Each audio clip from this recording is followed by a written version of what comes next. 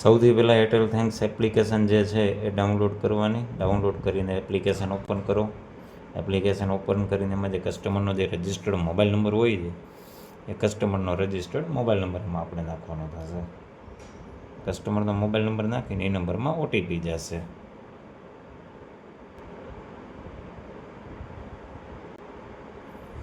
OTP નાખ્યા પછી application open થશે. એપ્લિકેશન ઓપન થાય એમાં મેનેજ ઓપ્શનમાં જવાનું રહેશે. તમે મેનેજમાંથી જ બધા તમારા વાઈફાઈના તમારા સેટિંગને બધું તમે ચેન્જીસ કરી શકશો. હવે અહીંયા જે તમારું કનેક્શન છે એ તમારું દેખાડશે એરટેલ બ્લેક. એમાં જે બ્લુ એરો દેખાય છે એના ઉપર ક્લિક કરો.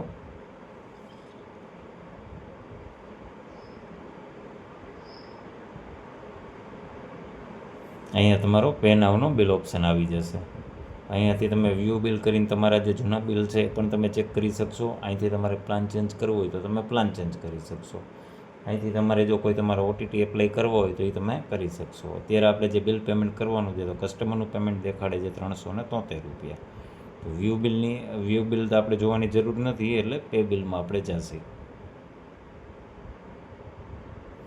જે પે બિલમાં જશે એટલે 375 રૂપિયા કસ્ટમરનું બિલ છે.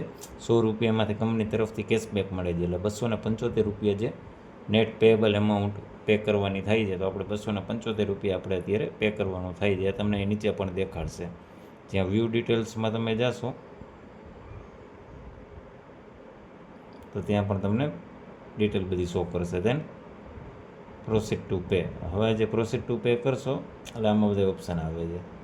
ક્રેડિટ કાર્ડ, ડેબિટ કાર્ડના બધા ઓપ્શન આવે છે, બરાબર છે. પછી એરટેલ પેમેન્ટ બેંકનો એક ઓપ્શન આવે છે અને યુપીઆઈનો ઓપ્શન આવે છે. આ યુપીઆઈના ઓપ્શનમાં જઈને તમે એરટેલ પેમેન્ટ બેંકનામાંથી નહીં, તમે જો એરટેલ પેમેન્ટ બેંક તમે યુઝ કરતા હોય તો ડાયરેક્ટલી તમે એમાંથી તમે પેમેન્ટ કરી શકો. મેક પેમેન્ટ ઓપ્શનમાં જઈને એમાં આપણે ડેબિટ કાર્ડ, ક્રેડિટ કાર્ડ છે, વોલેટ છે, નેટ બેન્કિંગ છે, અથવા તો જો તમે એરટેલ થેન્ક્સ એરટેલનું યુપીઆઈ વાપરતા હોય તો એમાંથી પણ તમે પેમેન્ટ કરી શકશો. આપણે ક્રેડિટ કાર્ડ દ્વારા પેમેન્ટ કરીએ છીએ એટલે હવે આમાં આપણે ડિટેલ ફિલઅપ કરશી.